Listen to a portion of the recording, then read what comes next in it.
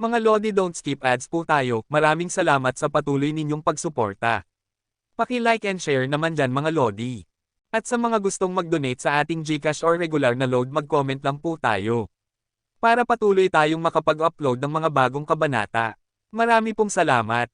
Subaybayan natin ang kwento ng isang kabataang nangarap para sa kanyang mga mahal sa buhay. Mula sa pinakamahina tungo sa pinakamalakas. Alamin natin ang kwento ng kanyang buhay. Kabanata 1501 hanggang Kabanata 1510. Kabanata 1501. Nakasulat ba ang mga crystallizer sa wikang tao? Nagulat ng husto si Hansen. Parang imposible naman iyon. Nang matuklasan ang unang mga labi ng crystallizer, natuklasan ng mga tao na gumagamit sila ng kakaibang mga simbolo para sa kanilang mga teksto. Hindi pa kailanman nakita ang teksto ng tao na nauugnay sa labi ng crystallizer. Nabasa ni Hansen ang teksto ng tao sa aklat na ito, at agad niyang nakita na ang pamagat nito ay, ang kwento ng mga genes.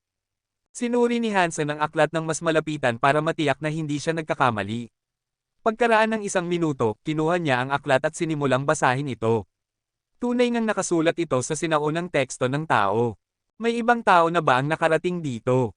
Tanong ni Jianran. Si Hansen, na may nakakalokong ngiti, ay nagsabi, hindi ako sigurado, ngunit kung nakarating na sila, kakaiba pa rin ang lahat. Ano ang nakasulat dyan? Hindi nagsaliksik at natuto ng mga sinaunang teksto si Jianran, kaya hindi niya mabasa ang mga nakasulat.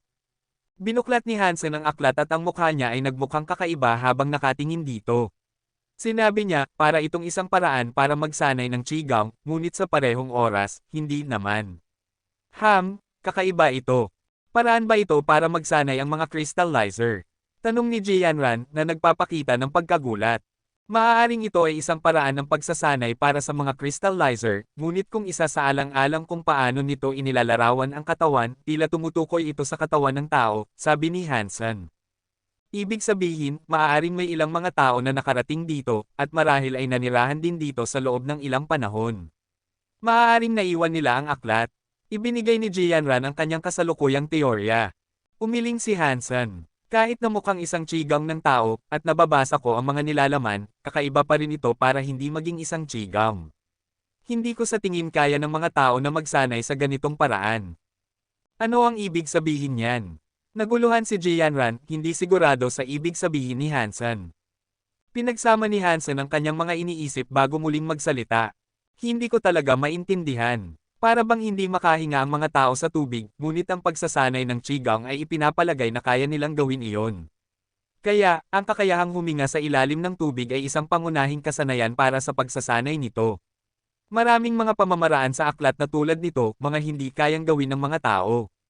Kahit ako, bilang isang kalahating Diyos, ay hindi kayang gawin ang lahat ng ito.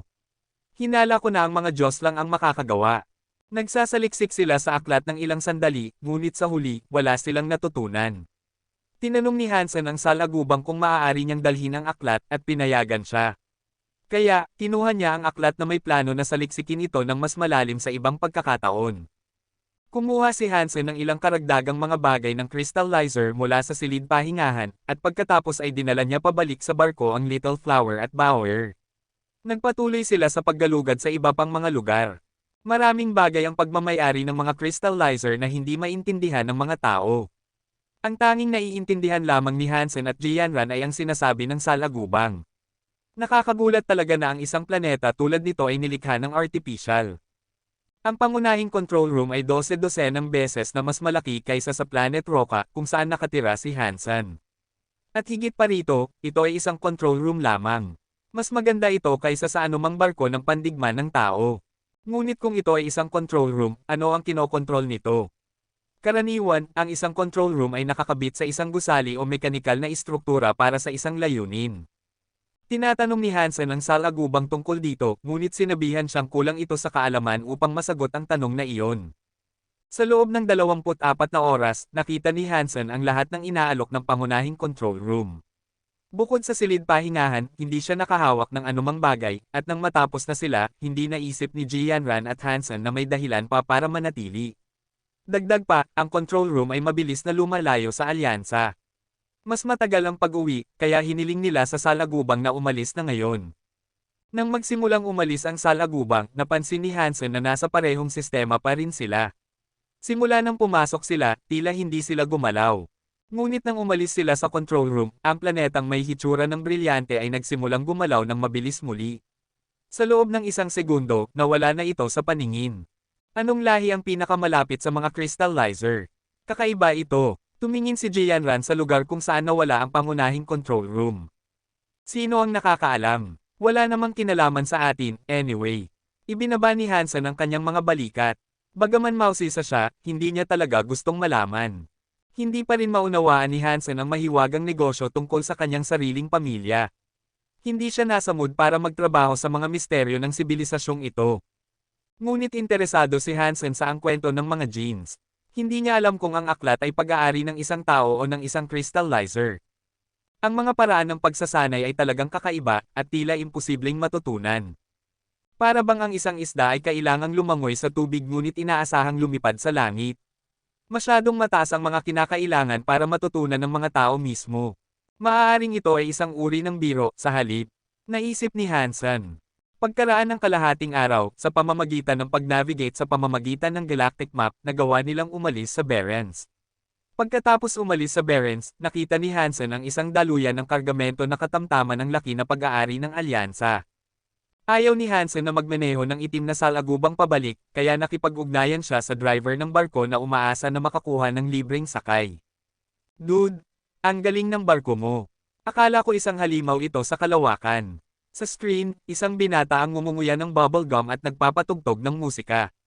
Mukhang masaya siya. Ito ay isang gawang bahay na barko. Alam kong medyo kakaiba at medyo pangit ang hitsura nito. Tumawa si Hansen at pagkatapos ay nagpatuloy na sabihin, may kaunting problema ang barko namin. Pwede ba kaming sumabay papunta sa isang planetang tao? Pwede kaming magbayad. Hindi mo kailangang magbayad pero papunta na kami sa Mirror Planet. Hindi kami hihinto pero kung okay lang sa iyo, sumabay ka na lang, sabi ng lalaki sa kanila ng magiliw. Salamat, okay lang sa amin, sang-ayon ni Hansen. Binuksan ng binata ang docking bay para maipasok ni Jianran ang salagubang. Nang lumabas sila sa barko, naghihintay na sa labas ang binata para sa kanila, hinahawakan ang salagubang. Sinabi niya, Dude, ang galing ng barko mo. Saan mo nakuha ito? Mukhang gawa sa high-class alloy ang balat nito.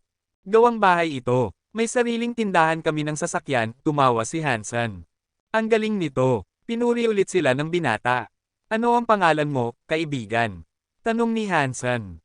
Pwede niyo akong tawaging Sig. Tama, may kargamento akong kailangang ihatid sa Mirror Planet bago ang ika-25. Nagmamadali kami, kaya hindi kami makakahinto sa pinakamalapit na planeta. Okay lang ba sa inyo? Sabi ng binata. Hindi kami nagmamadali, kaya pumunta na tayo sa Mirror Planet. Tumanggo si Hansen. Hawak ni Jianran si Little Flower. Nagmukhang naguluhan siya habang sinusuri ang loob ng cargo bay. At pagkatapos ay nagtanong siya, Sig, ang barko mo ay parang Gold Bull mula sa Starry Group. Pero hindi ito mukhang tama. Ito ba ang pinakabagong modelo, sakaling-sakaling? Ito ay isang Platinum Bull. Ito ay isang produkto na inilabas nila 6 na taon na ang nakalilipas. Ang Gold Bull ay hindi na ginagawa. Tumingin si Sig kay Jianran na medyo naguguluhan. Napako si Jianran. Nagbebenta siya ng mga barko, at alam niyang ang Gold Bull ang pinakabagong modelo. Parang imposible na tumigil na sila sa paggawa nito. Kabanata 1502. Matapos ang pag-uusap ni Hansen kay Sig, napansin niyang may mali nang subukan niyang gamitin ang kanyang komunikador para kumonekta sa Skynet. Isang malaking gulat ang kanyang naramdaman. Habang isang araw lamang ang lumipas sa loob ng pangunahing control room, 10 taon na ang lumipas sa labas, sa alyansa. Kaya pala hindi kami nakilala ni Sig. Naisip ni Hansen na hindi ka panipaniwala ang katotohanan ito. Ang teknolohiya ng crystallizer ay kaya ring magbaluktot ng oras. Isang nakakatakot na katotohanan. Tiningnan ni Hansen ang kwento ng mga genes. Noong una, nahihirapan siyang maniwala na ito ay isang tunay na aklat na maaaring matutunan para magsanay. Ngayon na naunawaan niya na kaya ng mga crystallizer na maglaro ng oras, mas kapanipaniwala ang mga posibilidad na iminumungkahi ng aklat. Plano ni Hansen na umuwi at magsanay gamit ang mga teknik, at bagaman mababa ang kanyang mga kakayahan para sa mga kinakailangan ng aklat, hindi naman makakasama ang pagsubok sa mga turo nito. Sumakay si Hansen sa barko ni Sig papunta sa Mirror Planet. Nagawa ni Hansen na maabutin ang mga balita sa pamamagitan ng Skynet at matuto kung ano ang kanyang napalampas sa nakalipas na 10 taon. Maraming nangyari. Ang Angel Gene Fluid ay umunlad na, pati na rin ang maraming iba pang uri ng gamot at formula. Maraming tao rin ang naging kalahating Diyos sa loob ng 10 taong iyon. Ngunit sa sanctuary ng ika-4 na Diyos, ang mga tao ay nananatiling mahina sa pangkalahatan. Kumpara sa mga espiritu at nilalang, ang mga tao ay wala pa rin. At ang pinakamahalagang bagay ay ang mga Shire ay nag-imbento ng isang uri ng genofluid. Gamit ito, maaari silang pumasok sa sanctuary at hindi mapahamak sa loob ng isang tiyak na panahon. Maaari silang malayang gumalaw doon. Ngunit hindi pa rin sila nakakakuha ng mga genopoint. At hindi rin nila magagamit ang mga kaluluwa ng hayop o mga genocore. Hindi lahat ng Shire ay papasok sa pamamagitan ng sanctuary ng unang Diyos. Ayon sa ranggo ng mga mandirigma ng Shire, ang mga mandirigma ng unang ranggo ay papasok sa sanctuary ng unang Diyos. Ang kanilang numero ng ranggo ay nauugnay sa sanctuary na kanilang papasukan, isa-isa. Gayunpaman, sa kabila ng lahat ng iyon, ang mga Shire ay hindi pa nakakakuha ng maraming bentahe o biyaya mula sa pagpasok sa mga sanctuary. Isang pag-unlad na nakakaapekto sa mga tao, gayunpaman, at nagkaroon ng mga laban sa pagitan ng mga Shire at tao sa loob ng mga sanctuary. Nang umalis si Sig, tinawagan ni Hansen at Jianran ang kanilang mga magulang. Nang makita ni Luolan at Ji Raogen si Hansen at Jianran, nagsimula silang umiyak. Kahit na ang mga mata ni Ji Raogen ay namula, sa kabila ng katotohanang bihira siyang magpakita ng emosyon. Masaya siyang makita na nakabalik na sila. Hindi na presidente si Ji Raogen. Ilang taon na ang nakalilipas, sinuportahan ng Angel Gene at Starry Group si Wang Jishuan para maging presidente. Alam ni Hansen kung sino si Wang Jishuan, siya ang ama ni Wang Mengmeng at ang nakatatandang kapatid ni Wang Yuhang. Sinabi ni Ji Raogen kay Hansen na huwag munang makipag-ugnayan sa iba o ipaalam sa mundo na hindi sila patay. Dapat silang maghintay hanggang sa makauwi muna sila. Pinayagan sila ni Ji Raogen na manatili kay Sig hanggang sa makarating sila sa Mirror Planet. Kapag nakarating na sila doon, aayusin niya ang kanilang paglalakbay pauwi. Salamat, Sig. Nakuha mo na ang aming numero ng telepono, at kung may kailangan ka, huwag kang mag-atubiling tumawag sa amin. Nang makarating sila sa Mirror Planet, nagpaalam na sila at naghiwalay. Gusto nilang magbayad kay Sig, ngunit mabait niyang tinanggihan. Nakita nila ang isang barko ng hangin na naghihintay na para sa kanila sa ibabaw ng Mirror Planet. Dinala nito si Hansen at ang kanyang pamilya pabalik sa Planet Roca. Nandoon na sina Ji Raogen at Luolan, naghihintay sa kanila sa bahay. Nang makita ni Hansen at Jianran ang kanilang mga magulang, wala silang naramdaman. Pagkatapos ng lahat, para sa kanila, ilang araw lang silang nawala. Ngunit iba ang naramdaman ni Ji Raogen, ng kanyang asawa, at ni Luolan. Lumapit sila para batiin sila ng may malaking kagalakan. Ngunit naapektuhan pa rin sina Hansen at Jianran ng kanilang mga emosyon, at binuksan nila ang kanilang mga bisig para sa yakap. Anak ko, nakabalik ka na. Namiss ka ni Lola. Bakit hindi ka pa lumalaki? Little flower, bakit tumanggi kang lumaki? Magsisimula ka bang lumaki sa hinaharap? Nakaramdam ng awkward sina Hansen at Jianran dahil ang karamihan sa kanilang pagmamahal ay tila nakatuon kay Little Flower. Wala silang pakialam kay Hansen at Jianran, at natapos silang nakatayo sa kanilang kinaroroonan na ang kanilang mga bisig ay nakapirmi sa ere na inaasahan ang kanilang sariling yakap. Nang makarating na sila sa bahay, ikinwento ni Hansen at Jianran ang lahat kay Ji Raogen. Nang matapos na ang kanilang kwento, kumunat ang noo ng lalaki. Tatay, alam mo ba ang tungkol sa new community? Tanong ni Hansen kay Ji Raogen. Tumanggaw si Ji Raogen at pagkatapos ay umiling. Oo. Narinig ko na ang tungkol sa new community. Aktibo lamang sila sa nakalipas na ilang taon. Kapag may mga pangyayari, lalo na ang mga kinasasangkutan ng mga tao at Shire, makikita mo sila. Ngunit walang sino man sa pamilya G ang nakakaalam kung sino ang leader ng new community. Hindi rin natin matukoy kung ang leader ay isang Shire o isang tao. Sa kapangyarihang taglay nila, hindi sila maaaring kulang ng malakas na suporta, sabi ni Hansen. Karaniwan, ang mga organisasyon tulad nito ay hindi maaaring maging lihim, ngunit kakaiba ang new community. Ang kanilang mga hanay ay binubuo ng mga tao at Shire. Dagdag pa, ang ilang malalaking pamilya ay nagtatrabaho para sa kanila. Ngunit kahit na sila, sa pamamagitan ng paggawa nito, ay hindi mahanap kung sino ang leader ng new community. Nagpahinga sandali si Ji Raogen bago nagpatuloy na sabihin, dapat kayong magtago at hayaan muna akong imbestigahan ang mga bagay-bagay. Matapos pag-usapan ang negosyo, tinanong ni Hansen si Luolan, Nanay, nasaan si Little Yan? Ngumiti si Luolan. Huwag kang mag-alala, naging kalahating Diyos na siya at nagtatag ng isang paraan para bumalik sa alyansa. Kasalukuyan siyang nagsasanay pabalik sa sanctuary habang nagsasalita tayo. Hindi natin siya makontak ngayon, pero kapag nakabalik na siya, ipaalam namin sa kanya. Matutuwa siyang makita na nakabalik ka na. Masyadong mabilis na lumipas ang araw na iyon, at nalaman pa niya na naging kalahating Diyos na rin si Little Yan. Sa huli, nagbuntong hininga si Hansen. Sa loob ng 2 araw, nagpahinga siya sa bahay. Nang sa wakas ay makaramdam ng pagkabagot, nagpasya siyang bumalik sa sanctuary. Sa kabutihang palad, maayos pa rin sina Mask Shelter at Ling Mayer. Tinulungan ni Moment Queen na maitaas ang Geno Core ni Ling Mayer hanggang sa Gemstone class sa panahong wala siya. Pinapayagan na siyang bisitahin ang Dark Spirit Shelter, at ilang beses na siyang pumunta doon. Nakakuha rin si Moment Queen ng Gemstone Geno Core. Ngunit, may masamang balita siyang ihahatid kay Hansen. Isang babae ang lumapit sa Shadow Shelter maraming taon na ang nakalilipas, na nagsasabing hinahanap niya siya. Ngunit dahil sa kanyang kawalan, inangkin niya ang shelter para sa kanyang sarili. Ngayon, pag-aari na ng babaeng iyon ang shelter at hanggang ngayon, naghihintay pa rin siya kay Hansen. Binanggit ba niya ang kanyang pangalan? Tanong ni Hansen. Hindi. Ngunit siya ay isang tao, maganda at malakas, sabi ni Moment Queen pagkatapos mag-isip ng ilang sandali. Gu Qingcheng. Kung siya iyon, kinahabol niya si Elysian Moon. Nais kong malaman kung buhay pa ba si Elysian Moon. Pagkatapos ay tinawag ni Hansen ang Elysian Umbrella. Ito ay nasa ilalim pa rin ng kontrol ng Real Blood, at bilang resulta, ito ay kulay pula pa rin. Ang imahe ng babaeng nakasuot ng berdeng damit ay nasa itaas nito. Hindi pa ito na-refine. Plano ni Hansen na pumunta sa Shadow Shelter. Pagkatapos ng lahat, nandoon pa rin ang Silver Fox at ang iba pa. Kung hindi siya pupunta, may posibilidad na ma-hostage sila. Kabanata 1503. Nang bumalik siya sa Shadow Shelter, tila wala namang gaanong nagbago. Bago siya makapasok, nakasalubong niya sina Chip Ship at Green Cow. Naghihintay sila sa gate, isa sa bawat panig. Ano ang ginagawa ninyong dalawa rito? Tumayo si Hansen sa kanyang kinatatayuan, nakatingin sa dalawa na parang bato. Boss, nakabalik ka na. Kung hindi ka nakabalik, tiyak na mamamatay kami rito. Nang makita ni na Chip Ship at Green Cow si Hansen, halos umiyak na sila.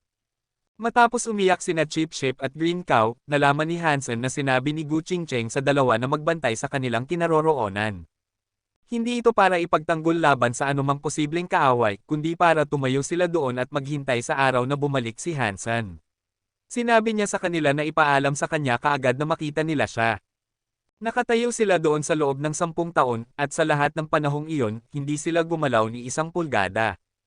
Kumusta na sina Little Silver at Red Pony? Nagmukhang seryoso si Hansen. Kung handa siyang gawin ito kina Chip Ship at Green Cow, walang duda na mas malala ang gagawin niya kina Little Silver at Red Pony. Nagmukhang mapait si Chip Ship, at sumagot siya, maayos naman sila. Hindi sila ginulo ng babae. Nasa hardin pa rin sila, kumakain ng pagkain araw-araw. Isa kaming tagasunod mo, tulad nila, kaya bakit kami ang dalawa ang nagdurusa ng ganito? Pagkatapos noon, nagsimulang umiyak ng malakas si Chip Ship. Hindi niya mapigilan. Nang marinig na maayos si Little Silver, nakaramdam ng ginhawa ang isip at puso ni Hansen. Inaliw niya sina Chip Ship at Green Cow, at pagkatapos ay hiniling na dalhin siya para makita ang babae. Nasa Spirit Hall ang babae, sa oras na iyon. Nang dalhin siya doon, nakita ni Hansen na ang babae ay si Gu Qingcheng nga. Nakabalik ka na. Alam kong hindi ka madaling mamatay. Mukhang masaya si Gu Qingcheng nang makita si Hansen. Halos hindi na ako makabalik, sabi ni Hansen. Ibalik mo sa akin ang banal na bata, at patatawarin ko ang mga nakaraang pagkakamali. Hindi nagpaligoy-ligoy si Gu Qingcheng. Ipinakita ni Hansen ang Elysian Umbrella sa kanyang kamay at sinabi, nasa loob siya, pero hindi ako sigurado kung buhay pa siya. Pagkatapos noon, inalis ni Hansen ang Real Blood Geno Core at inihagis ang payong sa babae. Dinala ni Gu Qingcheng ang kahihiyan sa buong Elysium Enclave para kay Elysian Moon. Isang mapanganib na tao siya, at gusto ni Hansen na mas kaunting pakialam hanggat maaari sa kanya. Pero nasa kanya si Little Silver, at wala siyang ibang magawa sa ngayon kundi sumang-ayon at gawin ang kanyang utos. Dahil wala na ang kontrol ng Real Blood, bumalik sa normal na hitsura ang payong. Ngunit bago pa man makuha ito ni Gu Qingcheng, umikot ang payong sa ere. Bigla na lang lumabas si Elysian Moon mula rito. Kinapkap ni Elysian Moon ang payong at galit na tumingin kay Hansen. Gusto niyang salakayin siya muli. Ngunit kumaway si Gu Qingcheng ng kanyang kamay na nagkulong kay Elysian Moon. Tumingin siya kay Hansen at sinabi, mga kaaway tayo ng Elysium, at wala nang ibang mapupuntahan. Pwede ba akong manatili sa iyo sandali? Okay lang. Pwede kang manatili hanggat gusto mo. Nakaramdam ng kakaiba si Hansen tungkol sa lahat ng ito. Hindi naisip ni Hansen na hindi pangkaraniwan kung ang isang malakas na babae tulad ni Gu Qingcheng ay masayang kukuha ng kontrol sa kanyang shelter. Pero kakaiba talaga ang pag-uusap niya ng ganito. Plano na ni Hansen na makipaglaban kay Gu Qingcheng, pero mali pala ang kanyang pag-iisip tungkol sa kanyang ugali at mga hangarin. Masaya si Hansen na maiwasan ang isang laban, pero hindi niya alam kung ano ang nangyari para mawala ang pananakot na dating dala niya. Hindi ko alam na ganoon kakagaling sa mga nilalang. Hindi ko inaasahan na ang mga nilalang na tulad nito ay handang manatili sa iyong shelter, sabi ni Gu Qingcheng kay Hansen. Marami akong nilalang. Sino ang tinutukoy mo? Nagulat si Hansen, pero nanatili siyang kalmado. Ngumiti si Gu Qingcheng at sinabi, bangungot. Maayos naman ang Fox at Starsea Beast, pero hindi pa sila lumalaki, hindi tulad ng bangungot. Bangungot. Nagulat si Hansen dito dahil hindi pa niya narinig ang pangalang ito dati. Pero bukod kina Little Silver at Starsea Beast, ang tanging ibang kandidato ay si Red Pony. Hindi naniniwala si Hansen na iyon ang tinutukoy niya, pero malinaw na hindi maliit na nilalang si Red Pony. Isang malakas na nilalang ito, at natatakot pa nga si Gu Qingcheng dito. May hinala si Hansen tungkol kay Red Pony mula nang makita niya ito. Hindi ito mukhang kakaiba, kaya kinuha ito ni Hansen para sa isang normal na sanggol na nilalang. Ngayong iniisip niya ito, maaaring si Red Pony ang pinakamalakas na nilalang sa labanang iyon. Nang nasa panganib si Hansen, nakarinig siya ng nakakatakot na ingay, at isang malakas na puwersa ang pumatay sa kanyang kaaway. Naisip niya kung si Red Pony kaya iyon. Hindi na makapaghintay si Hansen na bisitahin ang hardin, at bago pa siya makarating doon, naamoy na ni Little Silver ang kanyang presensya at tumakbo palabas para salubungin siya. Dumiretso siya sa mga binti ni Hansen para kuskusin ang kanyang katawan sa paligid ng mga ito. Kinuha ni Hansen si Little Silver at hinimas ang kanyang buhok, masayang sinabi, Little Silver, 10 taon na ang nakalipas. Pareho ka pa rin ng dati, at hindi ka pa lumaki. Inilabas ni Little Silver ang kanyang rosas na dila at dinilaan ang mukha ni Hansen. Pagkatapos, kinuskos niya ang kanyang mukha sa mukha ni Hansen. Hindi siya nagsalita dahil hindi niya gusto ang wikang tao. Si Bauer, na nakapatong sa balikat ni Hansen, ay galit na tumingin kay Little Silver. Salamat sa pag-aalaga kay Little Silver. Ibinaba siya ni Hansen at lumapit kay Red Pony. Umiling si Red Pony at umupo sa isang unan na parang ayaw makipag-ugnayan kay Hansen. Hindi naman pinilit ni Hansen na gawin ang anumang bagay. Pinrotektahan ng kabayo si Little Silver at Starsea Beast habang wala siya, at hindi rin naman siya kailanman sinaktan ni Hansen. Hindi ito isang agresibong nilalang. Nakarating na sa Gemstone class sina Little Silver at Starsea Beast. Hindi nila nasayang ang kanilang 10 taon, at malapit na silang maging super class. Natatakot si Gu Qingcheng kay Red Pony, at kailangan niyang manatili sa shelter kahit na hinahamak niya ang lugar. Ang dahilan kung bakit siya naroon ay dahil kay Hansen. Matapos ni Hansen ang kanyang mga gawain sa Shadow Shelter, bumalik siya sa Mask Shelter sa Underworld. Kaya nang bumalik si Ling Mayer sa Dark Spirit Shelter, at paminsan-minsan siyang nagpupunta doon. Gusto ni Hansen na bumalik kasama niya sa susunod para makita niya ang kalabasa sa Holy Vine. Pero hindi naman madalas pumunta si Ling Mayer doon, at plano niyang bumalik sa loob ng 2 linggo. Nababagot si Hansen, kaya nanatili siya sa shelter at nagbabasa ng ang kwento ng mga jeans. Sinubukan din niyang magsanay gamit ito. Kabanata 1504. Tulad ng inaasahan niya, nang subukan ni Hansen na magsanay gamit ang kwento ng mga jeans, hindi nakaresonate ang kanyang katawan at enerhiya o nagbunga ng anumang resulta. Hindi naman ito inaasahan dahil masyadong mataas ang mga kinakailangan para sa ang kwento ng mga jeans. Hindi lang ito para sa mga tao, kaya niya, kahit ang pinakamataas na klase ng mga kalahating Diyos sa sanctuary ng ika-4 na Diyos ay hindi makakatugon sa mga ito. Habang handa nang sumuko si Hansen, ang Black Crystal Armor na nasa kanyang Sea of Soul ay biglang nagkaroon ng reaksyon. Ginawa ni Hansen ang kanyang makakaya upang sundin ang kwento ng mga jeans sa kanyang pagsasanay, at habang ginagawa niya ito, ang Black Crystal ay nagsimulang punuin ng isang mystic power. Nagsimulang gumalaw at tumibok ito. Nagulat si Hansen dito, kaya nagpatuloy siya sa pagsasanay gamit ang kwento ng mga jeans. Patuloy na gumalaw at lumaki ang kapangyarihan ng Black Crystal Armor. Habang tumatagal, lumalakas ang mystic power ng armor. Nagsimulang gumalaw at lumaki ang kapangyarihan ng Black Crystal Armor. Patuloy na gumalaw at lumaki ang kapangyarihan ng Black Crystal Armor. Habang tumatagal, lumalakas ang mystic power ng Black Crystal Armor. Nang matapos ang isang kumpletong cycle, hindi na kailangang mag-cast pa ni Hansen ng anumang bagay upang tumakbo ang Mystic Power sa pamamagitan ng armor sa sarili nito. Tiningnan ni Hansen ang Black Crystal Armor ng kakaiba, hindi sigurado sa kanyang nakikita. Nahanap niya ang Black Crystal sa sanctuary ng unang Diyos, at natuklasan niyang tumutulong ito sa mga kaluluwa ng hayop at nilalang na lumaki. Noong una, naniniwala si Hansen na ito ay isang mahalagang kayamanan mula sa isang mataas na klase na shelter, ngunit ang armor sa loob ng Black Crystal ay na-activate na ngayon ng mga teknik na natuklasan ni Hansen sa pangunahing control room sa labas ng mga sanctuary. Dahil sa bagong, kakaibang reaksyong ito, maraming bagay ang kailangang pag-isipan ni Hansen. Magkakaugnay ba ang mga sanctuary at ang mga crystallizer? Naisip ni Hansen sa kanyang sarili. Matapos ang maraming cycle ng mystic power ng Black Crystal Armor, bigla itong lumabas mula sa kanyang Sea of Soul. Pagkatapos, ito ay sumali sa katawan ni Hansen at patuloy na umunlad. Sa simula, ang mystic power na iyon ay nag-moisturize sa kanyang mga selula, at naramdaman niya na parang kumain siya ng life fruit. Pero hindi nagtagal, nagsimula nang lumala ang mga bagay at nagmukhang masama si Hansen. Hindi naman parang sinasadyang nakakasama ang kapangyarihan. Masyado lang itong malakas. Nang bumalik ito upang lumutang sa loob niya, halos hindi na niya ito makayanan. Para siyang isang maliit, matatag na ilog na nasa ilalim sa isang malaking pagbaha. Ang mga ugat ni Hansen ay namamaga, at ang kanyang katawan ay parang mapupunit ng kapangyarihan na iyon. Naging kulay dugo ang katawan ni Hansen, habang nagsimulang pumutok ang kanyang mga kalamnan at ugat. Ang kanyang lakas ay parang isang manipis na papel sa harap ng malaking kapangyarihan na iyon. At ang kapangyarihan na iyon ay tumatakbo lamang ng pasibo sa katawan ni Hansen. Hindi man lang ito nagtangkang salakayin siya. Imposibleng kontrolin ang mystic power, at umungal ito sa loob ng katawan ni Hansen. Kung ang katawan ni Hansen ay isang mundo, kung gayon ang mystic power mula sa armor ay isang pagbaha na rito. Nasira ang katawan ni Hansen ng mystic power na ito. Ang kanyang mga ugat, kalamnan, at buto ay malubhang nasira. Para siyang isang taong dugo.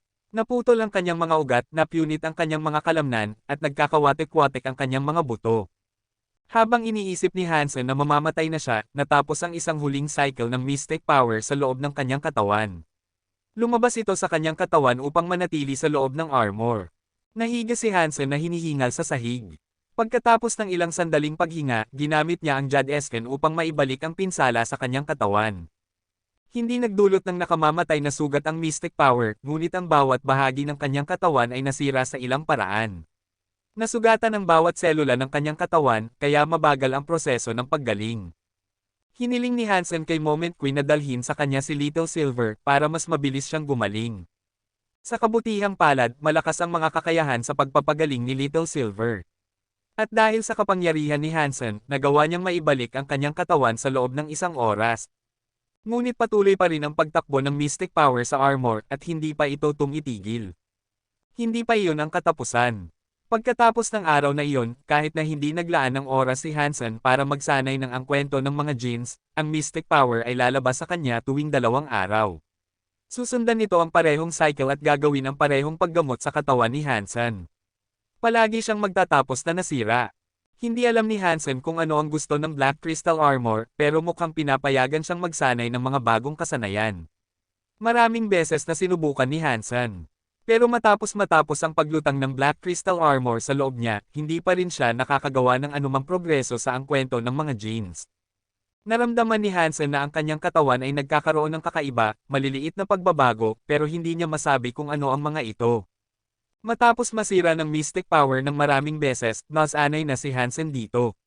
Kahit na hindi siya makapagsanay gamit ang kwento ng mga genes, ang kapangyarihan ay medyo hindi gaanong nakakasira sa tuwing dumadaloy ito sa kanyang katawan.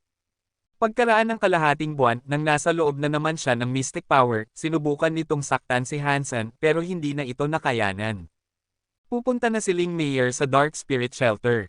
Dinala ni Hansen si Bauer kasama niya, pinapanatili ang kanyang pagkakakilanlan bilang isang tao na sumusunod sa kanyang pamumuno.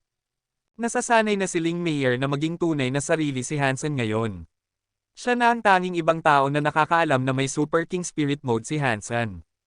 Sa kabutihang palad, siya ay wala sa kanyang sarili at hindi kailanman naglakas loob na lumabas sa mundo. Napagkatiwalaan na niya si Hansen, at tinugon naman ni Hansen ang tiwalang iyon, naniniwalang hindi niya ipagkakalat ang kanyang sikreto. Sumakay si Ling Mayer sa itim at puting Snake King, habang sumusunod si Hansen mula sa likuran. Ginawa niya ito habang namangha sa mga istruktura sa harap niya. Ang yungib na tinitirhan nito ay napakalaki, hindi mo na makita ang kisame. May mga ulap na singaw na nagpapaganda sa hangin sa itaas, at nakikita ni Hansen ang mga bahagi ng Holy Vine na sumisilip sa mga ito. Sa gitna ng lungsod, isang haligi na puno ng ubas ang umabot hanggang sa subterranean sky. Parang sinusuportahan talaga nito ang mundo. Maraming nilalang at espiritu ang malayang naglalakad sa shelter na iyon. Ang mga espiritu doon ay karamihan ay mula sa Dark Spirit Tribe. Maraming nilalang at Dark Spirits ang yumukod kay Ling Mayer at sa ahas habang naglalakad siya. Lahat sila ay natatakot sa Snake King, at lahat sila ay naiinggit kay Ling Mayer. Hansen. Habang sumusunod si Hansen kay Ling Mayer sa shelter, narinig niya ang isang nakakagulat na boses. Naisip ni Hansen na pamilyar ang boses na iyon, at nang lumingon siya, hindi niya alam kung dapat siyang matuwa o mag-alala. Kabanata 1505. Tiyo, bakit ka nandito? Tanong ni Hansen sa lalaking nasa di kalayuan. Siya ang pinakamasamang kapalaran na nakilala niya, si Wang Yuhang. Ang pagkikita sa isang kaibigan sa sanctuary ay dapat sana ay isang masayang bagay, ngunit ang pagkita kay Wang Yuhang ay nagdulot lamang ng takot kay Hansen. Ang mga nilalang at espiritu ay nasa paligid nila, at kung kasing sama pa rin ng dati ang kapalaran ni Wang Yuhang, wala siyang ideya kung ano ang maaaring mangyari sa kanya. Ang paghabol ng bawat nilalang sa Dark Spirit Shelter ay isang kakila-kilabot na bagay, ngunit isang malamang na sitwasyon. Tinawag ako rito ng isang espiritu na kilala bilang Spirit 13. Bakit ka nandito? Sabi ni Wang Yuhang. Dinala ka rito ni Spirit 13. Tumalo ng puso ni Hansen. Mabilis niyang hinayla si Wang Yuhang sa isang lugar na hindi napapansin at hinanap ang higit pang detalye. Kasing sama pa rin ng dati ang kapalaran ni Wang Yuhang. Nang maging kalahating Diyos siya, nag-spawn siya sa underworld. Kaagad siyang sinalakay at hinabol ng mga nilalang, sa pamamagitan nito ay nakilala niya si Spirit 13. Habang iniisip ni Wang Yuhang na patay na siya, hindi siya pinatay ni Spirit 13. Sa halip, dinala lang siya sa Dark Spirit Shelter. Hindi naman siguro ginawa iyon ni Spirit 13 dahil mabait siya. Mayroong siguradong isang pukana. Alam ba niya na ikaw ay napakasama ng kapalaran at na mayroon kang kakayahan na magpagalit sa mga nilalang? Tanong ni Hansen kay Wang Yuhang. Sa tingin ko iyon ang nakita niya sa akin. Pero hindi pa niya ako pinapagawa ng anumang bagay, kaya hindi ko alam kung ano ang gusto niya. Ibinaba ni Wang Yuhang ang kanyang mga balikat dahil sanay na siya sa ganitong treto. Natahimik si Hansen at sinabi, hindi tayo pwedeng umalis sa Dark Spirit Shelter. Dapat kang manatili kay Spirit 13, okay. Mag-iisip ako ng paraan para dalhin ka sa akin, sa tamang panahon. Mayroon ka bang kontrata sa kanya? Wala. Hindi ko alam kung bakit hindi niya ako pinapirma ng kontrata, sabi ni Wang Yuhang. Mabuti. Ngayon sabihin mo sa akin, saan ka nakatira? Makakahanap ako ng paraan para makipag-ugnayan sa iyo sa ibang pagkakataon. Siguraduhin lang na hindi malalaman ni Spirit 13 na kilala mo ako.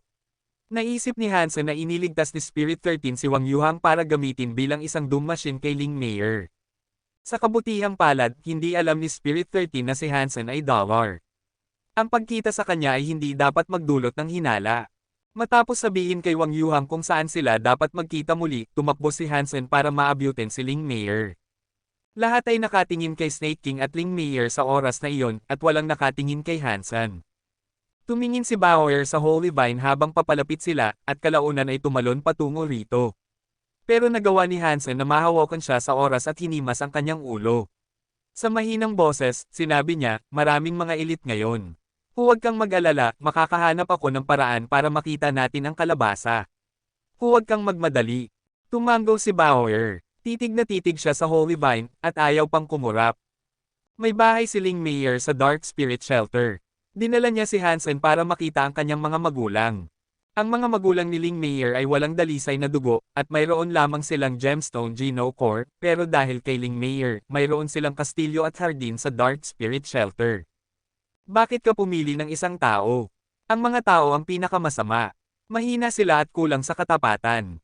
Tumingin ng masama ang ama ni Ling Mayer kay Hansen. Mabait si Hansen. Malakas siya at matapat, kaagad na ipinagtanggol ni Ling Mayer si Hansen. Huwag na nating pag-usapan ito ngayon. Hayaan mong makita ni Mayer ang matanda, siguro gustong-gusto ka na niyang makita, sabi ng ina ni Ling Mayer. Oo, Mayer. Pumunta ka at makita ang matanda, sabi ng ama ni Ling Mayer. Sige, kung gayon, kakausapin ko muna siya. Sanay na si Ling Mayer dito. Sa tuwing babalik siya, ang unang ginagawa ng kanyang mga magulang ay ang sabihin sa kanya na pumunta at makita ang matanda. Mayer, pwede ba akong sumama sa iyo para makita ang matanda? Tanong ni Hansen kay Ling Mayer. Hindi papayagan ng matanda na pumasok ang iba sa hardin, sa labas lang. Pwede kang maghintay sa akin doon. Nagpaumanhin si Ling Mayer. Okay lang. Maghihintay kami sa labas. Hindi naman inaasahan ni Hansen na makita ang kalabasa sa Holy Vine. Kung malapit na sila, marahil ay mararamdaman ito ni Bauer. Sa patnubay ng Snake King, dinala ni Ling Mayer si Hansen sa gitna ng shelter. Sa gitna ng shelter, may isang malaking hardin na napapalibutan ng mga ubas. Lahat sila ay nakapulupot at magkakaugnay, na bumubuo ng isang pader na may taas na 50 metro na nagtatago sa loob mula sa mga panlabas na mata. Sa pasukan ng hardin, may isang pagong na nakahiga. Mukhang natutulog ito. Nang lumapit sina Snake King at Ling Mayer, tiningnan sila ng matandang pagong. Pagkatapos, pumikit ulit ito, na parang wala itong pakialam na paparating sila. Hintayin mo ako rito, sabi niya kay Hansen, nakatingin sa pagong. Alam ni Hansen na ang pagong ay ang tagapagbantay ng hardin, at nakita niya ang isang presensya na nagmumula rito na medyo nakakatakot. Isang super creature ito. Habang nagsisimulang sumang-ayon si Hansen, narinig niya ang isang matandang boses na nagmumula sa hardin. Payagan ng iyong kaibigang tao na pumasok. Nagulat si Hansen. Sabi ni Ling Mayer na kahit ang mga core member ng Dark Spirit Tribe ay hindi pinapayagang pumasok sa hardin, at ang taong nag-imbite sa kanya ay dapat na ang matanda. Ngunit ngayon na inimbite na siya, hindi na alam ni Hansen kung ano ang ibig sabihin nito. Pero wala siyang magawa kundi tanggapin ang alok na ito at makatakas. Pinagsama niya ang kanyang lakas ng loob at pumasok kasama si Ling Mayer. Sumunod din si Snake King sa kanila. Medyo mukhang walang laman ang hardin sa loob. Bukod sa ubas na bumubuo ng pader, wala nang iba.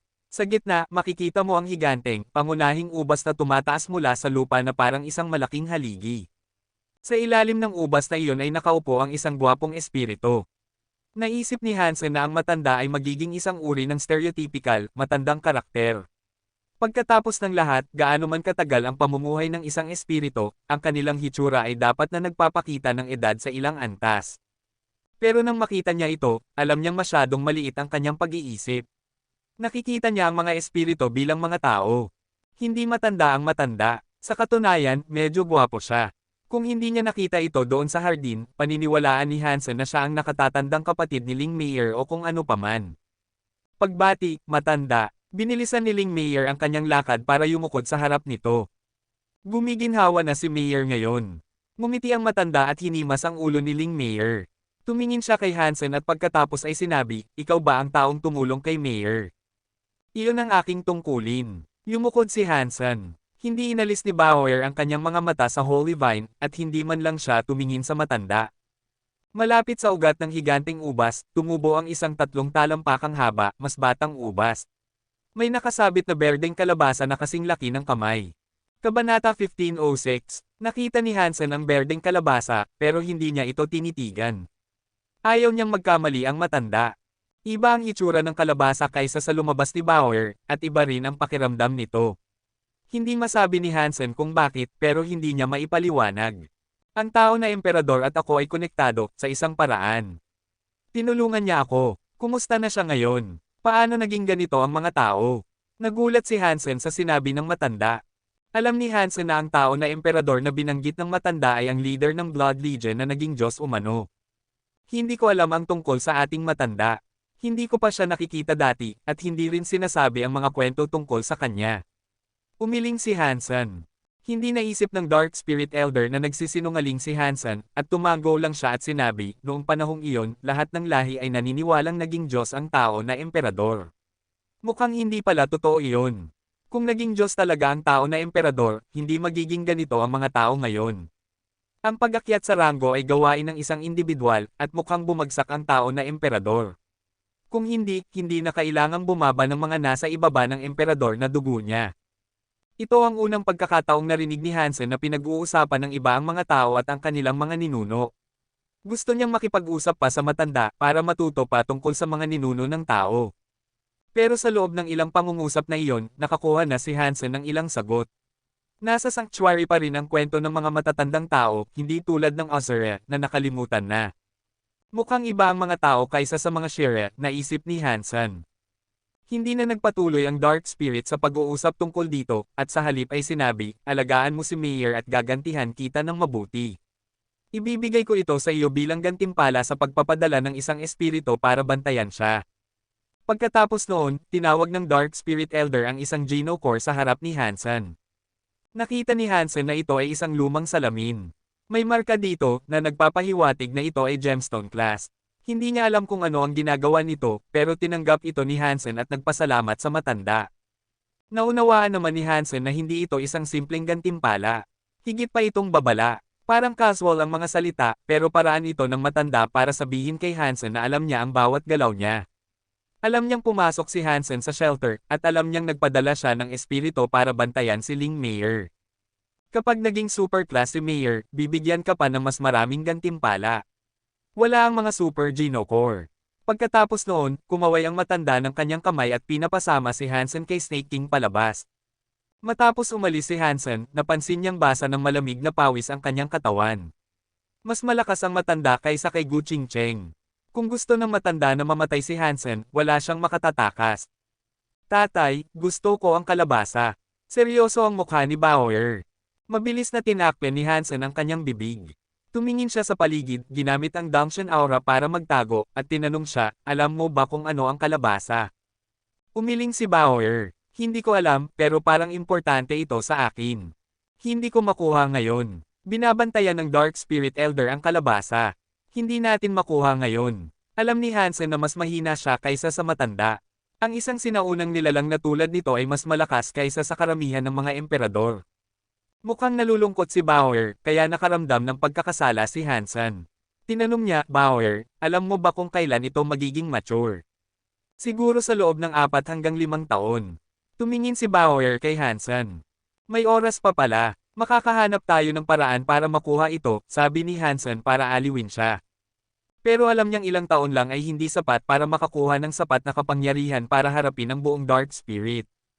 Pero hindi naman imposible. Naisip ni Hansen na kaya ni Gu Qingcheng na makipagsabayan sa matanda, at kung matutulungan siya nito, may pagkakataon na makuha niya ang kalabasa.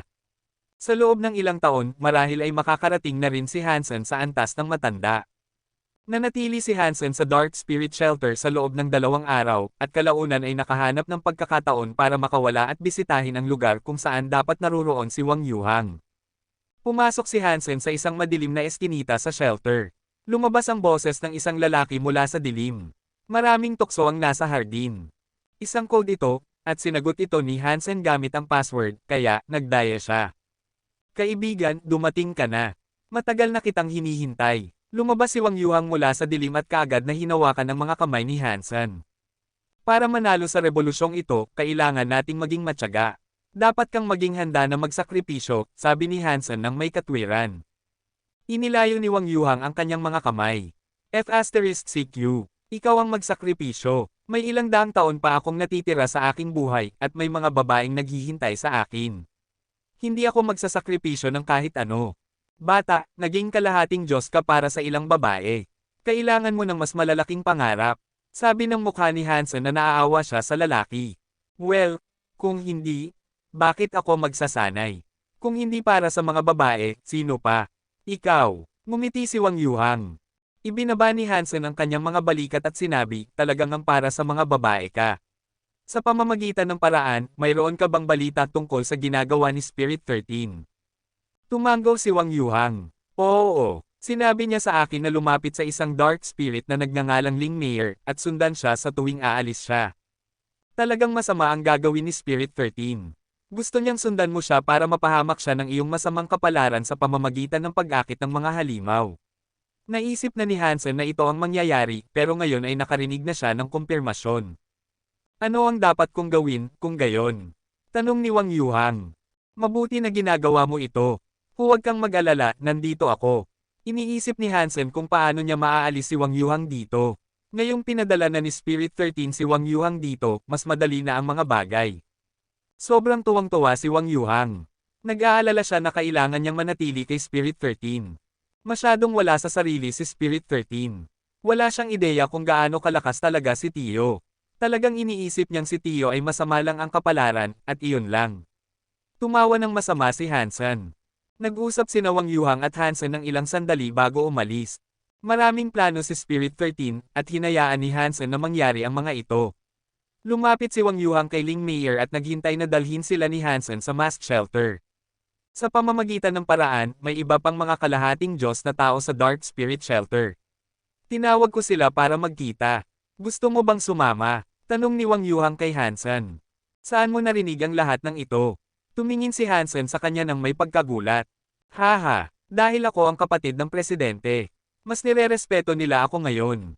Tumawa si Wang Yuhang. Kabanata 1507. Hindi ako pupunta. Hindi ko pa naipapahayag na hindi ako patay, at ayaw kong makita ako ng mga tao bago ko gawin iyon, sabi ni Hansen matapos mag-isip ng ilang sandali. Ngumiti si Wang Yuhang. Ano ba ang dapat ikatakot? 10 taon na ang nakalipas. Bukod sa mga malalapit na kaibigan, walang makakaalala sa iyo. Marahil ay maaari nilang maalala ang iyong pangalan bilang ang isa na dating isang super aristocrat, ngunit maaaring nakalimutan na nila ang hitsura mo. Kailangan ko pa ring mag-ingat. Dapat mong itago ang katotohanang buhay ako. Umiling si Hansen. Hindi siya natatakot sa new community, pero nag-aalala siya na ang kanyang pagbabalik ay makagambala sa investigasyon sa kanila. Kaya, nagpa siya si Wang Yuhang na sumali sa pagtitipon ng mag-isa. Dahil kay Ling Mayer, walang mga paghihigpit sa pagpasok at paglabas ni Hansen. Nagpa siya siyang bumalik sa alyansa. Kuya, nakabalik ka na. Habang nagbabalik si Hansen, masayang lumapit sa kanya si Hanyan at niyakap siya ng mahigpit. Ilang araw lang kitang hindi nakita, oo. Wow! Lumaki ka ng husto sa loob ng maikling panahon. Hinimas ni Hansen ang kanyang ulo tulad ng dati noong mga bata pa sila. Ilang araw lang iyon para sa iyo, pero 10 taon na para sa akin. Hinawakan ni Hanyan ang mga braso ni Hansen habang nagsasalita siya. Kuya, ang galing ba ng main control room ng crystallizer? Hindi ko masasabing galing, pero parang isang araw ay 10 taon. Kung mas matagal kaming nanatili doon, tuluyan nang mawawala ang panahon ng aking buhay. Tumawa si Hansen. Mukhang hindi kayo nagbago kahit kaunti. Para sa amin, 10 taon na iyon. Para sa inyo, isang araw lang. At sa panahong iyon, naabutan na kita. Ngayong kalahating Diyos na ako, marahil ay hindi ka na makakasabay sa akin. Ganyan lang magsasalita si Hanyan sa harap ni Hansen. Haha, ako ang iyong kuya magpakailanman. Kahit na 100 taon mula ngayon, ako pa rin ang mas matanda sa ating dalawa. Ngumiti si Hansen. Sige, ikaw ang kuya ko. Ikaw ang pinakamagaling. Kumurap si Hanyan at nagpatuloy na sabihin, Kuya, pupunta ako sa isang party kasama ang mga kaklase ko sa loob ng ilang araw. Pwede ka bang sumama sa akin? Bakit mo gustong dalhin ako sa isang party kasama ang mga kaklase mo? Tanong ni Hansen. Ibinaba ni Hanyan ang kanyang mga balikat at sinabi sa kanya, sabi nila kailangan mong dalhin ang iyong partner, pero wala akong partner. Ikaw lang ang meron ako. Naiintindihan ko. Kailan ba iyon? Tanong ni Hansen. Sa Sabado ng gabi sa Planet Fontes. 3 oras na biyahe papunta doon, sabi ni Hanyan. Teka lang. Tinawagan ni Hansen si Ji Raojen at nagsimulang makipag-usap sa kanya. Nang matapos na ang usapan, ngumiti si Hansen at sinabi, okay, hindi iyon problema. Pwede akong sumama sa iyo sa party ng mga kaklase mo. Kung gayon, napagkasunduan na. Pinky promise tayo, okay. Hindi ka na makakatakas dito. Hinailan ni Hanyan ang kamay ni Hansen at pinilit siyang mag-pinky promise. Tumawa si Hansen at sinabi, ha, gaano ka ba kay Dad? Ginagawa mo pa rin ang mga bagay na ito. Ako pa rin ang nakababatang kapatid mo, gaano man ako katanda. Tama ba? At tandaan mo ngayon, ang pangakong ito ay hindi masisira. Tumawa ng mahina si Hanyan sa kanyang sarili. Nasa bahay sina Jianran at Little Flower, kaya naglaro si Hansen kasama sila ng ilang sandali. Inilabas din niya ang kwento ng mga jeans. Hindi nagawa ni Hansen na masanay ng maayos sa mga nilalaman nito, pero ang sakit na nararanasan niya araw-araw ay nagsisimulang maubos ang kanyang pasensya. Gusto niyang malaman kung may solusyon sa sakit na iyon. Hindi maalis ni Hansen ang mystic power ng Black Crystal Armor. Kahit ang paggamit ng kanyang Super King Spirit Mode ay hindi nakatulong. Maingat na sinuri ni Hansen ang kapangyarihan, pero hindi niya matukoy kung anong elemento ang nauugnay dito. Minsan ay pinag-aralan niya ang paglikha ng Hyper Geno Arts kasama si Bai Yishan, na may maraming kaalaman tungkol sa lahat ng uri ng iba't ibang kapangyarihan.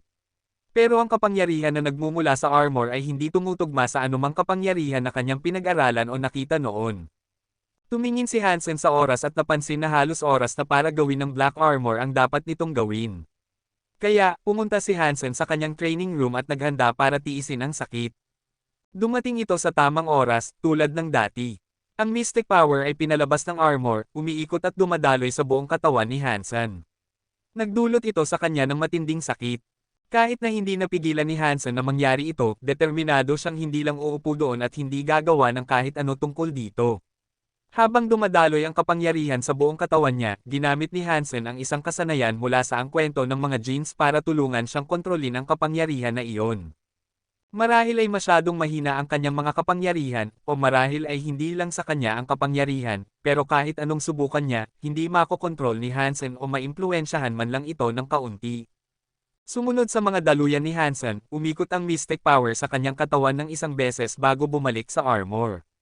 Nang mawala ang sakit, nagsanay si Hansen ayon sa nakasulat sa ang kwento ng mga genes. Pero sa pagkakataong ito, may isang bagay na nagulat sa kanya. Wala siyang nakitang reaksyon sa kanyang katawan sa lahat ng iba pang pagkakataon na ginamit niya ang kwento ng mga genes, pero ngayon ay mayroong isang reaksyon. Naramdaman niyang uminit ang lahat ng kanyang mga selula, at halos parang nakaupo siya sa isang mainit na bukal. Ang reaksyong ito ay napakaliit, at halos hindi ito maituturing na isang pagsasanay sa antas ng baguhan. Pero ang katotohanang nagkaroon siya ng reaksyon ay sapat na para sabihin sa kanya na posible para sa mga tao na matuto mula sa aklat. Nagpatakbo si Hansen ng ilang karagdagang cycle para kumpirmahin na ang reaksyon na kanyang nararanasan ay talagang umiiral, pero iyon lang ang kaya niyang gawin. Kahit gaano karaming beses niya itong patakbuhin, pareho lang ang lakas ng reaksyon at hindi ito dumami. Siyempre, hindi naman nag-aalala si Hansen dito. Nagpatuloy siya sa pagcast ng ang kwento ng mga genes ng hakbang-hakbang. Habang nangyayari ito, sa bubong ng isang gusali sa isang planeta, may isang malakas na lalaking may puting buhok na nakaupo sa ulo ng isang mesa ng pagpupulong. Sa bawat panig niya ay nakaupo ang ilang tao at Shire. Kung makakakita ang sino man ng mga tao at Shire na magkakasama ng ganito, magugulat sila. Ang mga tao ay kalahating Diyos at ang mga Shire ay mga mandirigma ng ika-4 na ranggo. Isang malaking kapangyarihan ang nakapalibot sa kanila. Tahimik ang mga tao sa bawat panig ng lalaking may puting buhok, at walang naglakas loob na tumingin sa kanyang mukha o makipag-ugnayan sa kanyang mga mata. May makapagsasabi ba sa akin kung ano ang nangyari? Bakit buhay pa rin sina Hansen, ang kanyang asawa, at ang kanyang anak?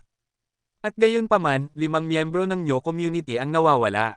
Tumingin ang lalaking may puting buhok sa mga tao at Shire habang kinakausap niya sila, seryoso ang kanyang boses. Walang nagsalita. Pagkaraan ng ilang sandali, isang maharlikang babaeng Shire sa kanyang kanan ang nagsabi, "Chairman, kung papayagan mo, sa tingin ko kaya kung dalhin sina Hansen at ang kanyang pamilya dito. Makukuha natin ang mga sagot ng diretso sa kanya. Hindi naman maganda iyon. Hindi pa natin makonfirm kung siya ba ang tagapagmana ni Han Jinji o hindi. Kung hindi siya, magkakasala tayo sa pamilya Ji at kay Luo Haitang," sabi ng isang lalaking tao sa kaliwang bahagi. May pakialam ba kung siya ba o hindi? Gumising na ang chairman. Dapat ba siyang mag-alala tungkol sa pamilya Ji o kay Luo Haitang? May paghamak na nagsalita ang babaeng Shire. "Siya Fei, ibibigay ko ito sa iyo. Gusto kong malaman ang mga sagot, kaya huwag mo akong bibiguin," sabi ng lalaking may puting buhok. "Opo, chairman. Hindi kita bibiguin." Pagkatapos ay tumayo ang babaeng Shire at yumukod. Kabanata 1508. Dinala ni Jianran si Little Flower para makita ang pamilya Ji sa loob ng ilang sandali. Mas ligtas din sila doon dahil mayroon silang maraming kalahating Diyos para sa proteksyon bukod pa kay matandang Ji mismo. Nanatili si Hansen sa bahay at nagturo kay Bauer. Matalino siya, pero hindi siya lumalaki. Ang isang batang tulad niya ay hindi rin makakapasok sa kindergarten o matuto ng anumang bagay sa paaralan. Bigla, tumunog ang doorbell. Tiningnan ni Hansen kung sino iyon sa pamamagitan ng security camera, at nakita niyang si Blindman iyon. Nagulat si Hansen dahil si Blindman ay palaging isang uri ng mastiko. Kakaiba para sa kanya na humingi ngayon ng tulong kay Hansen. Binuksan ni Hansen ang pinto. Hindi nagsabi ng anumang magagandang salita, pumasok si Blindman. "Kaya ka bang makipag-usap?" Patuloy na naglalakad si Blindman, nakatingin sa paligid. "Oo, pwede tayong mag-usap dito sa bahay." Napakakalma ni Hansen. Hindi siya nagmamadali, at alam niyang malapit na siya sa katotohanan. Nang makarating sila sa sala, tinanong siya ni Hansen, gusto mo bang uminom? Okay lang ako, wala akong gaanong oras, sasabihin ko lang sa iyo at aalis na ako. Diretsyong tumingin si Blindman kay Hansen at pagkatapos ay sinabi, nasa panganib ka. Gusto kang patayin ng isang tao. Maraming tao ang gustong makita akong patay. Nasasanay na ako. Ibinaba ni Hansen ang kanyang mga balikat. Iba ito sa pagkakataong ito. Ang mga taong gustong patayin ka sa pagkakataong ito ay talagang magtatagumpay. Kahit si Luo Haitang ay hindi sila mapipigilan, sabi ni Blindman. Sino ang gustong patayin ako? Tanong ni Hansen nang walang pakialam, hindi talaga umaasa na bibigyan siya ni Blindman ng tamang sagot. Mabilis na sumagot si Blindman, ang New Community. May koneksyon ka sa New Community. Tanong ni Hansen, tumalon ang kanyang puso.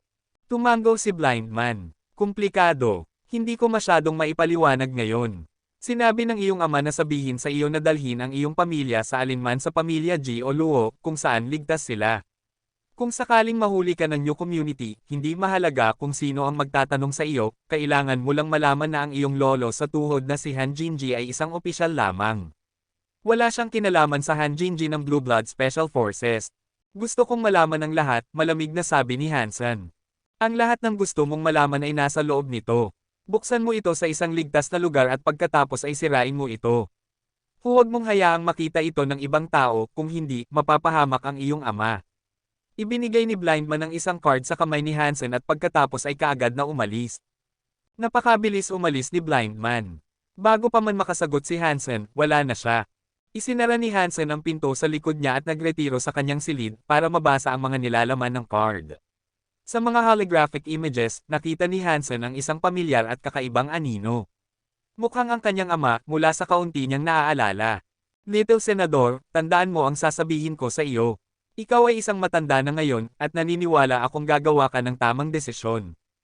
Nag-post ang lalaki sa video at pagkatapos ay sinabi, mahaba ang kwentong ito, kaya ipapaliwanag ko ito sa iyo ng kasing ikli hanggat maaari. Kung pareho tayong makakaligtas, at makakasalubong natin ang isa't isa, sasabihin ko sa iyo ang lahat. Ang aking lolo ay ang iyong lolo sa tuhod na si Han Jinji. Kilala siya bilang ang huling Qigong Master ng Alyansa. Nagulat si Hansen. Sanay na siya na ang mga matatanda ay lahat mistiko, pero ngayon, sinasabihan siya ng mga matigas na katotohanan. Halos mas mahirap tanggapin. Nagpatuloy ang lalaki na sabihin, pero hindi siya ang Qigong Master mula sa mga alamat. Wala siyang espesyal na dugo. Ipinanganak siya sa isang lumang paksayon na hindi isang Qigong faction. Nasa isang paksayon siya na binubuo ng mga profesional na sinungaling na nagpapanggap ng mga physiognomist. Napako si Hansen nang marinig niya ito. Naisip niyang matalino ang tunay na Han Jinji, kung hindi, paano siya nakagawa ng napakaraming kaguluhan at kaguluhan. Sa halip, siya ay isang sinungaling lang. Isang profesional na sinungaling.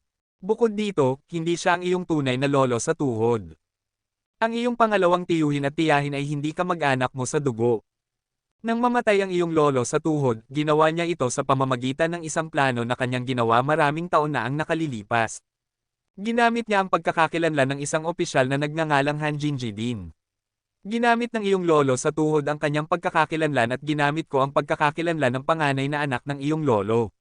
Dalawang buhay ang isinakripisyo ng pamilyahan para sa atin.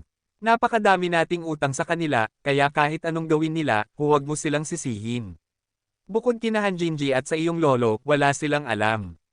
Dalawang buhay ang utang natin sa kanila. Napakomplikado ang mukha ni Hansen.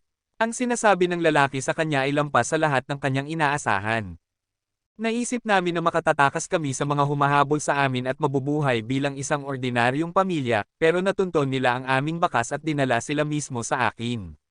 At gusto ng Story Group na bilhin ang aming kumpanya, kaya nagkunwari akong patay. Pinawalang bisa ko ang mga lead, pero nagkamali ako ng ilang beses. Ngumiti ng mapait ang lalaki at sinabi, hindi ko inaasahan na ang aking asawa ay anak ni Luo Haitang. At hindi ko kailanman inaasahan na ang aking anak ay magiging isang tao na napakagaling. Nang lumaki ka, naakit mo ulit ang kanilang atensyon. Mabuti na mayroon ka ring Luo Haitang bilang lolo. Naging manugang ka rin ni Ji Raojen. At dahil sa iyong kapangyarihan, hindi nila moari kung ikaw ba ang tagapagmana ni Han Jinji o hindi. Natatakot silang mag-alerto ng iba, kaya wala pang nagawa sa iyo. Nagdilim ang mukha ng lalaki. Ngayon ay iba na. Gumising na ang lalaki. Sa loob ng 3 araw, madyay gising na siya ng tuluyan. Walang takot sila, at sa loob ng 3 taon, maaaring makita nilang kaya nilang magdala ng mga pagbabago sa lahat ng bagay sa universo. Dapat mong pahalagahan at sulitin ang susunod na 3 taon, mas mabuting magtago ka sa pamilya G o Luo. Pero kapag tuluyang gumaling na ang lalaki, at gusto kanyang patayin, walang pamilya ang makakaprotekta sa iyo. Binuksan ni Hansen ang kanyang bibig, gustong itanong kung sino ang lalaking ito. Gusto niyang malaman kung siya ba ang chairman ng Nyo community o isang miyembro ng Blood Legion. Pero video lang ito, at hindi siya sisigot. Kaya, binuka lang ni Hansen ang kanyang bibig nang hindi nagsasalita. Gayunpaman, parang nabasa ng lalaki ang isip ni Hansen. Sabi niya, ang lalaking ito ang chairman ng Nyo community.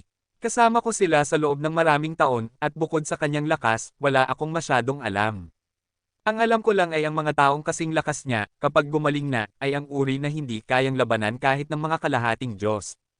Kabanata 1509. Pero ang lalaki ay may isang malaking disbentaha, hindi siya makakapasok sa mga sanctuary. Kung nasa panganib ang iyong buhay, pwede kang pumasok doon.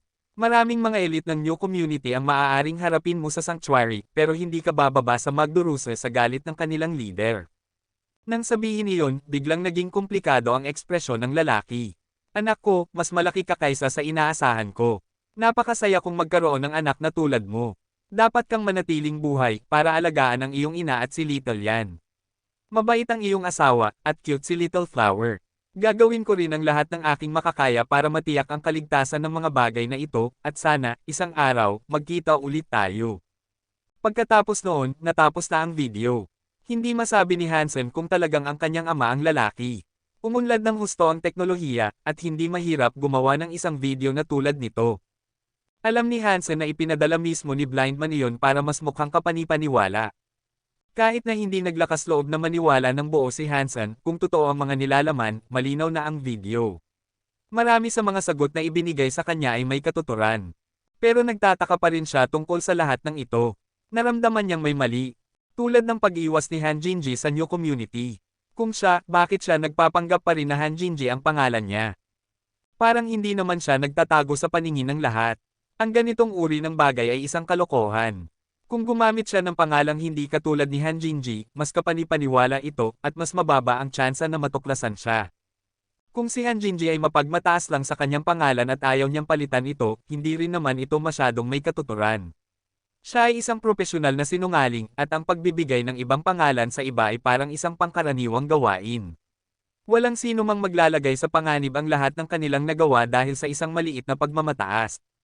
Bukod doon, lahat ng iba pang bagay ay parang maaasahan para bigyan ito ng kaunting kredibilidad. Sino ang leader ng Nyo community? Kung mas malakas siya kaysa sa isang kalahating Diyos, pero hindi siya makakapasok sa mga sanctuary, sino kaya siya? Sinungaling si Han Jinji, pero ano ang ginawa niya para magalit ng husto ang lalaki? Ano kaya ang masamang ginawa niya para gusto ng lalaki na patayin ang mga tagapagmana ni Han Jinji? Pinag-iisipan ni Hansen. Pero hindi mahalaga kung totoo o peking video iyon. Alam na ni Hansen na hindi siya hahayaang makatakas ng madali ang Nyo community. Kailangan niyang maging mas malakas para harapin ang anumang darating sa kanya. Pero hindi naman plano ni Hansen na tumakas sa pamilya G o Luo para magtago. Alam niya mismo na ang kapangyarihan na taglay niya ay malamang na mas mataas kaysa sa lahat sa pamilya G. Kung hindi niya mapipigilan ang darating, mamamatay lang ang pamilya G kasama siya. Maraming bagong kalahating Diyos ang sumulpot sa nakalipas na 10 taon, pero hindi sila itinuturing ni Hansen na mga mandirigma. Walang gaanong mga super demigod sa alyansa. Bukod kina Gu Qingcheng at sa mga leader ng Blood Legion, wala siyang nakitang iba. At tiyak na wala sa pamilya G. Mayroon si Hansen na God Geno Core na halos ginagawa siyang super, kaya walang dahilan para magtago siya sa pamilya G ngayon. Sinira ni Hansen ang card at bumalik sa pagtulong kay Bauer sa kanyang takdang aralin. Pero hindi naman nakatoon si Hansen, at ang kanyang isip ay abala pa rin sa pag-iisip kung sino ang leader ng Nyo community. Ang pinakamalamang na kandidato, sa kanyang palagay, ay ang taong ito na si Ozure. Bigla siyang nawala mula sa mga sanctuary, at kilala na ang katotohanang hindi makakapasok ang mga Shire doon. At ipinagbabawal ang leader na pumasok sa sanctuary. Talagang maaaring si Ozure siya. May isa pang teorya si Hansen. Kinuputin ng leader si Han Jinji, at mayroong isang aksidente na pumihil sa isang ganap na paggaling hanggang ngayon. Naisip ni Hansen na maaaring ang leader din ng Diyos na nakasalubong ng ikapitong team sa mga sanctuary. Marahil noon, may nangyari sa pagitan ng figure na iyon at ni Han Jinji. Maaaring iyon ang nag-udyok sa lahat ng sumunod. Naisip ni Hansen na iyon ang dalawang pinakamalamang na kandidato pero lahat ng ito ay teorya sa ngayon. Wala siyang matibay na ebidensya para suportahan ang alinman sa mga hula. Pero kahit na bumagsak ang langit, magdadaan pa rin ang mga araw. Hindi uupo si Hansen at maghihintay na mamatay dahil lang sa may nagsabi sa kanya na maaaring mangyari iyon. Hindi ganoon si Hansen. Kung mamamatay siya sa kanyang sariling mga termino. Bukod dito, may 3 taon pa siya bago ang panahong iyon. Sa panahong iyon, sino ang nakakaalam kung sino ang mananalo? Pero araw na ngayon ng party ni Hanyan. Kaya, pumunta siya at dinala si Bauer kasama nila. Alam ng New Community na buhay pa rin siya, kaya walang dahilan para magtago pa. Pumunta siya sa Planet Fontes sa pamamagitan ng pampublikong transportasyon. Ang Planet Fontes ay isang resort ng bakasyon, at ang planeta ay puno ng mga hotel. Ang kanilang party ay gaganapin sa isa sa mga mas mararangyang hotel. Sinabi ni Hanyan kay Hansen na karamihan sa kanyang mga kaklase ay mga surpasser lang, at isang kaklase lang ang kalahating Diyos din. Ang pangalan niya ay Zhao Mingze. Mula ba siya sa Angel Gene? Tanong ni Hansen. Tumango si Hanyan. Pangalawang anak ni Zhao 7th. Nililigawan niya ako noong nasa paaralan pa kami, pero hindi ko siya nagustuhan. Ngayon ay naunawaan na ni Hansen. Dinala mo ako rito para tulungan kang ilayo sa iyo si Zhao Mingze. Tumawa si Hanyan at sinabi, maraming lalaki ang humahabol sa akin, pero masyadong epektibo ang Angel Gene sa alyansa. Kung makahanap ako ng kahit sinong lalaki, masisira siya bago pa man magalit si Zhao Mingze. Hindi mo ba naman kinapopootan ang pamilya Zhao? Hindi ka ba natatakot? Nagkunwari si Hansen na galit at sinabi, hindi ako natatakot sa pamilya Zhao. At kung talagang gago siya para subukan ang isang bagay, itutugma ko ang kanyang asterisk sa aking paa. Kahit na narito mismo si Zhao 7th, hindi ka dapat mag-alala tungkol sa anumang bagay, at pumili ka lang ng gusto mo. Bukod sa akin at sa ating mga magulang, walang ibang makakakontrol sa iyo o makakapagpagawa sa iyo ng mga bagay na ayaw mo. Itinaas ni Hanyan ang kanyang mga labi. Ibig sabihin, kung hindi mo gusto ng aking desisyon at ni nanay, wala akong magagawa. Oo. Sinasabi ng mga tao na dapat kang laging makinig sa iyong mga nakatatanda, at masasabi kung may katuturan iyon. Nagsalita si Hansen ng may katiyakan. Ang ganda ng double standard na iyon. Hindi ka naman nakikinig sa sinasabi ni nanay. Tumingin sa kanya si Hanyan ng may paghamak. Sa loob ng isang ordinaryong sasakyang panghimpapawid sa alyansa, pinanood ni Shafei ang video. Ang ignorante ng taong ito. Nasa mood pa rin siyang pumunta at sumama sa party ng kanyang kapatid. Sige. Tatanggalin ko na lang siya doon. Pumunta na tayo sa Planet Fontes, utos ni Shafei. Kabanata 1510. Pumunta sina Hansen at Hanyan sa isang hotel, at sinalubong sila ng isang binata na nagsabi, Little Yan, narito ka na pala. Narito na sina Yuan Yuan at Lian Shan, naghihintay sila sa iyo. Nakita niya si Hansen na karge-karge si Bauer at napahinto. Nang may pilit ng ngiti, tinanong niya, ang Ginoo ba ang iyong partner? Ang aking kuya ito, sabi ni Hanyan ng may ngiti. Ang iyong kuya. Akala ko siya ay, nagulat ang binata. Hindi naman madaling mamatay ang aking kuya. Pagkatapos ay ipinakilala ni Hanyan ang binata kay Hansen. Ang aking kaklase ito na si Zhao Mingze mula sa Blackheart Military Academy. Siya ang pangalawang anak ng Angel Gene. Magandang araw. Inilahad ni Hansen ang kanyang kamay. Inilahad din ni Zhao Mingze ang kanyang kamay, pero nagmukhang naguguluhan siya. Nahihirapan siyang maniwala, at tinanong niya, talaga bang ikaw si Hansen? Oo, ako nga. Ngumiti si Hansen. Hindi na tayo dapat tumigil dito, matagal nang naghihintay si Yuan Yuan, sabi ni Hanyan. Nasa lobby sila. Halika, dadalhin kita sa kanila. Nanguna si Zhao Mingze, nakatitig kay Hansen sa lahat ng oras. Isang nakakagulat na balita ang nalaman nila na hindi namatay si Hansen. Little Yan, ano ba ang nangyari sa iyo? Wow! Nagkaanak ka ba? Asawa mo ba iyon? Nang makarating sila sa lobby, kaagad na lumapit sa kanya ang grupo. Nang makita nilang karge-karge ni Hansen si Bauer, hindi nila maiwasang tumili. Hindi. Kuya ko iyon. Wala akong partner, kaya hiniling kong sumama siya, sabi ni Hanyan. Ang iyong kuya. Hindi ba siya ang unang super aristocrat? Akala ko may aksidente nangyari 10 taon na ang nakalilipas, habang sinabi ito ni Fang Yuanyuan, nagsimulang tumingin ang lahat kay Hansen ng may naguguluhang ekspresyon. Oo, pumasok siya sa mga sistema ng Behrens. 10 taon siyang naglakbay para makabalik, paliwanag ni Hanyan. Ngayon ay naunawaan na ng lahat, ngumiti si Fang Yuanyuan at nagsalita kay Hansen. Senior, hinahangaan kita noon. Ikaw ang idolo ng lahat sa Blackheart Military Academy. Galing din doon si Hansen. Sa isang paraan, parang mga estudyante niya sila. Naisip ni Hansen na napakasaya nila, at tila masaya silang nag-uusap. Dahil nawala ka sa loob ng 10 taon, nagtataka ako kung hamina ka ba. Biglang nag-iba ang kanilang pag-uusap dahil sa isang malamig na boses. Tumingin si Hansen at nakita si Dangmo na nakaupo sa isang sofa, umiinom ng alak. Tumayo siya at lumapit kay Hansen. Bakit ka nandito? Nagulat si Hansen nang makita si Dangmo doon. Lumapit si Fang Yuanyuan kay Dangmo at hinawakan ang kanyang braso. Nang may mayabang na tingin, sinabi niya, ang boyfriend ko ito na si Dangmo. Hindi na kailangang ipakilala ko kayong dalawa dahil magkakakilala na kayo. Tumawa si Zhao Mingze at nagulat. Alam ng lahat si Dangmo. Siya ay isang kalahating Diyos na masikat kaysa kay Yishui. Alam ng lahat ng mga kaklase ni Hanyan na sikat si Dangmo, at nakita itong kawili-wili ni Hansen. Umupo siya sa tabi nito at tinanong, mukhang maayos ka naman. Nakahanap ka ng katanyagan at isang magandang babae. Malamig na sinabi ni Dangmo, nakakahiya lang na hindi ko pa rin makita si Dollar. Wala pa rin akong pagkakataong talunin siya. Nagpatuloy si Hansen sa pakikipag-usap sa kanya.